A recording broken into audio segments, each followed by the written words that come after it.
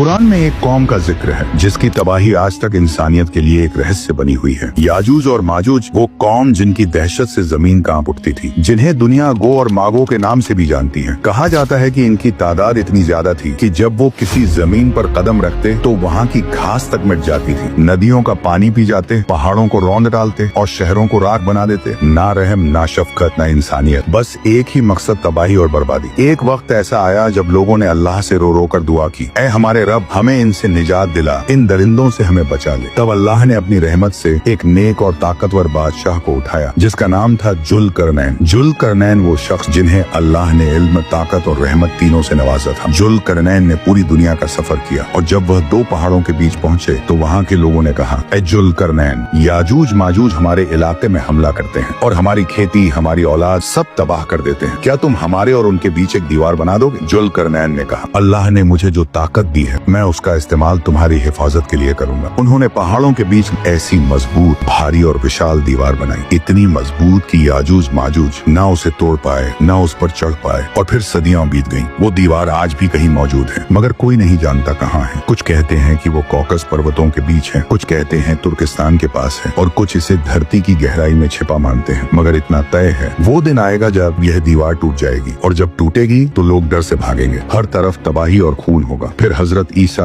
अलैहिस्सलाम आएंगे और अपने साथियों के साथ पहाड़ों पर शरण लेंगे और अल्लाह से दुआ करेंगे। तब अल्लाह एक कीड़ा भेजेगा जो याजूज माजूज की गर्दनों में घुस जाएगा और वे सब एक ही रात में मर जाएंगे। सुबह जब सूरज निकलेगा धरती लाशों से भर चुकी होगी, उनकी बदबू से हवा तक सड़ जाएगी। तब अल्लाह परिंदों को भेजेगा जो उनकी लाशों को उठा ले जाएंगे। फिर एक तेज बारिश होगी जो पूरी जमीन को धो डालेगी। हवा साफ हो जाएगी और जमीन फिर से हरियाली से भर जाएगी। याजूज माजूज का यह वाकया कयामत की बड़ी निशानियों में से एक है और यह याद दिलाता है कि चाहे कोई कितनी भी ताकतवर क्यों न हो, अल्लाह की कुदरत के आगे सब कमजोर हैं। बेशक अल्लाह हर चीज पर कादिर है।